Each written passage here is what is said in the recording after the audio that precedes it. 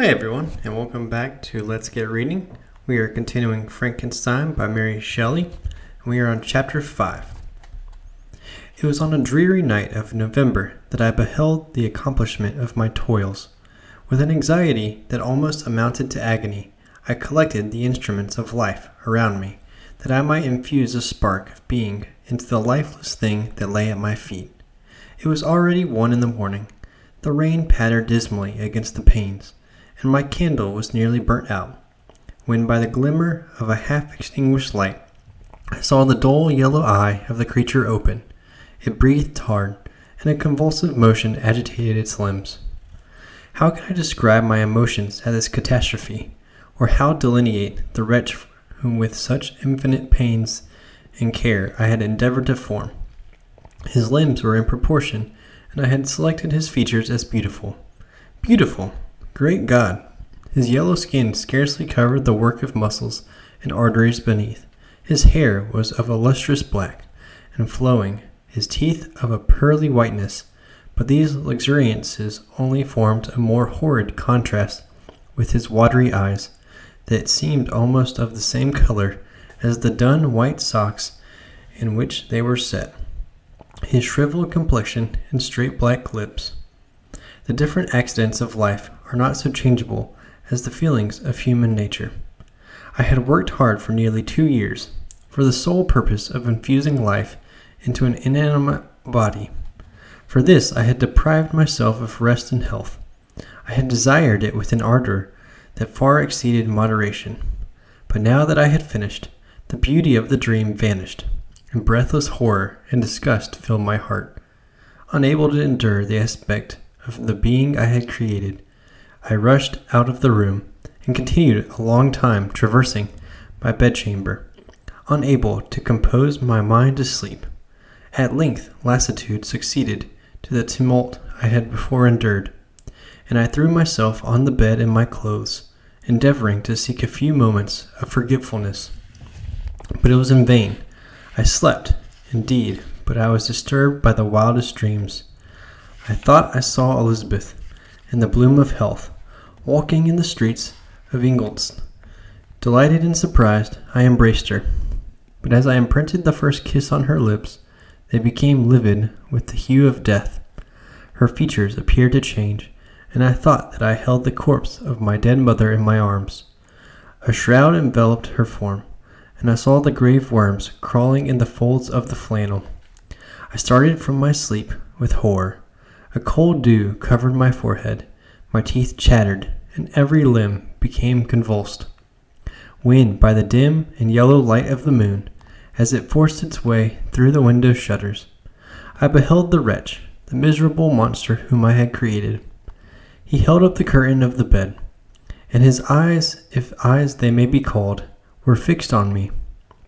His jaws opened, and he muttered some inarticulate sounds, while a grin wrinkled his cheeks. He might have spoken, but I did not hear. One hand was stretched out, seemingly to detain me, but I escaped, and rushed downstairs. I took refuge in the courtyard belonging to the house which I inhabited, where I remained during the rest of the night, walking up and down in the greatest agitation, listening attentively, catching and fearing each sound as if it were to announce the approach of the demoniacal corpse to which I had so miserably given life. Oh, no mortal could support the horror of that countenance. A mummy again endued with animation could not be so hideous as that wretch. I had gazed on him while unfinished. He was ugly then, but when those muscles and joints were rendered capable of motion, it became a thing such as even Dante could not have conceived. I passed the night wretchedly. Sometimes my pulse beat so quickly and heartily that I felt the palpitation of every artery. At others, I nearly sank to the ground through languor and extreme weakness. Mingled with this horror, I felt the bitterness of disappointment. Dreams that had been my food and pleasant rest for so long a space were now become a hell to me, and the change was so rapid, the overthrow so complete. Morning, dismal and wet, at length dawned, and discovered to my sleepless and aching eyes the church of Ingolstadt, its white steeple and clock, which indicated the 6th hour. The porter opened the gates of the court, which had that night been my asylum, and I issued into the streets, pacing them with quick steps, as if I sought to avoid the wretch whom I feared every turning of the street would present to my view. I did not dare return to the apartment which I inhabited, but felt impelled to hurry on, although drenched by the rain which poured from a black and comfortless sky. I continued walking in this manner for some time, endeavoring, by bodily exercise, to ease the load that weighed upon my mind. I traversed the streets without any clear conception of where I was, or what I was doing. My heart palpitated in the sickness of fear, and I hurried on with irregular steps, not daring to look about me. Like one who, on a lonely road, doth walk in fear and dread, and having once turned round, walks on, and turns no more his head, because he knows a frightful fiend doth close behind him tread. Continuing thus, I came at length opposite to the inn at which the various diligences and carriages usually stopped. Here I paused. I knew not why, but I remained some minutes with my eyes fixed on a coach that was coming towards me from the other end of the street. As it drew nearer, I observed that it was the Swiss diligence. It stopped just where I was standing, and on the door being opened, I perceived Henry Clerval, who on seeing me instantly sprung out. "My dear Frankenstein," exclaimed he, "how glad I am to see you! How fortunate that you should be here at the very moment of my alighting!" Nothing could equal my delight on seeing Clerval. His presence brought back to my thoughts my father, Elizabeth, and all those scenes of home so dear to my recollection. I grasped his hand, and in a moment forgot my horror and misfortune. I felt suddenly, and for the first time during many months, calm and serene joy. I welcomed my friend, therefore, in the most cordial manner, and we walked towards my college. Clerval continued talking for some time about our mutual friends, and his own good fortune in being permitted to come to Ingolstadt. "You may easily believe," said he, "how great was the difficulty to persuade my father that all necessary knowledge was not comprised in the noble art of bookkeeping, and indeed I believe I left him incredulous to the last, for his constant answer to my unwearied entreaties was the same as that of the Dutch schoolmaster and the vicar of Wakefield. I have 10,000 florins a year without Greek. I eat heartily without Greek. But his affection for me at length overcame his dislike of learning, and he has permitted me to undertake a voyage of discovery to the land of knowledge. It gives me the greatest delight to see you, but tell me how you left my father, brothers, and Elizabeth." "Very well and very happy, only a little uneasy that they hear from you so seldom. By the by, I mean to lecture you a little upon their account myself. But my dear Frankenstein," continued he, stopping short and gazing full on my face, "I did not before remark how very ill you appear, so thin and pale. You look as if you had been watching for several nights." "You have guessed right. I have lately been so deeply engaged in one occupation that I have not allowed myself sufficient rest, as you see. But I sincerely hope, that all these employments are now at an end, and that I am at length free." I trembled excessively. I could not endure to think of, and far less to allude to, the occurrences of the preceding night. I walked with a quick pace, and we soon arrived at my college. I then reflected, and the thought made me shiver, that the creature whom I had left in my apartment might still be there, alive and walking about. I dreaded to behold this monster, but I feared still more that Henry should see him, entreating him, therefore, to remain a few minutes at the bottom of the stairs. I darted up towards my own room.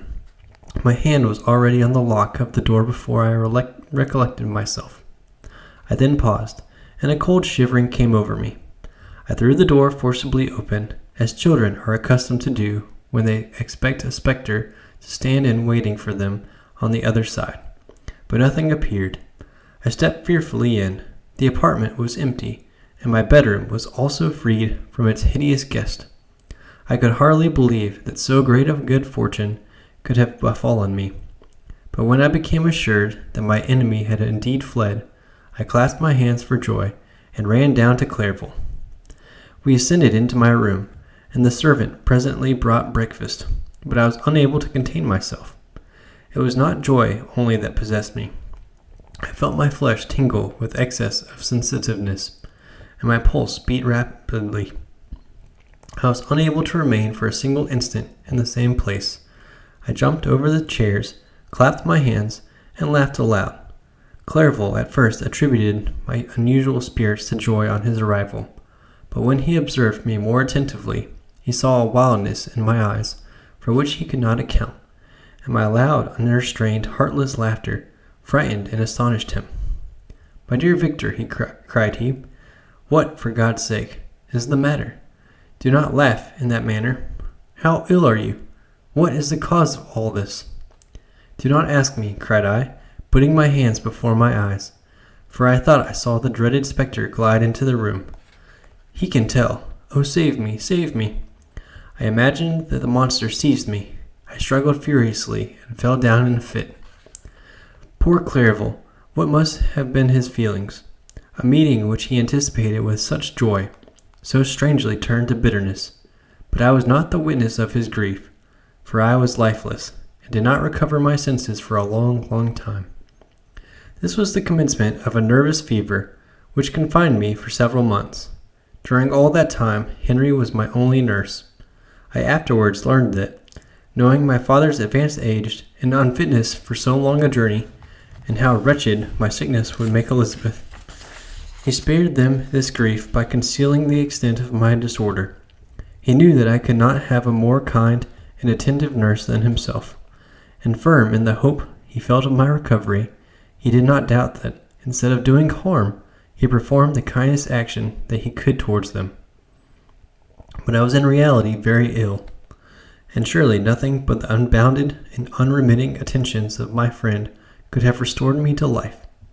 The form of the monster on whom I had bestowed existence was forever before my eyes, and I raved incessantly concerning him. Doubtless my words surprised Henry. He at first believed them to be the wonderings of my disturbed imagination, but the pertinacity with which I continually recurred to the same subject persuaded him that my disorder indeed owed its origin to some uncommon and terrible event. By very slow degrees, and with frequent relapses that alarmed and grieved my friend, I recovered. I remember the first time I became capable of observing outward objects with any kind of pleasure. I perceived that the fallen leaves had disappeared, and that the young buds were shooting forth from the trees that shaded my window. It was a divine spring, and the season contributed greatly to my convalescence. I felt also sentiments of joy and affection revive in my bosom. My gloom disappeared, and in a short time I became as cheerful as before I was attacked by the fatal passion. "Dearest Clairville," exclaimed I, "how kind, how very good you are to me. This whole winter, instead of being spent in study, as you promised yourself, has been consumed in my sick room. How shall I ever repay you? I feel the greatest remorse for the disappointment of which I have been the occasion, but you will forgive me. You will repay me entirely if you do not compose yourself, but get well as fast as you can. And since you appear in such good spirits, I may speak to you on one subject, may I not?" I trembled. One subject? What could it be? Could he allude to an object on whom I dared not even think? "Compose yourself," said Clairville, who observed my change of color. "I will not mention it, if it agitates you, but your father and cousin would be very happy if they received a letter from you in your own handwriting. They hardly know how ill you have been, and are uneasy at your long silence." "Is that all, my dear Henry? How can you suppose that my first thoughts would not fly towards those dear, dear friends whom I love, and who are so deserving of my love? If this is your present temper, my friend, you will perhaps be glad to see a letter that has been lying here some days for you. It is from your cousin, I believe." And that's the end of chapter 5. And our next video will be chapter 6.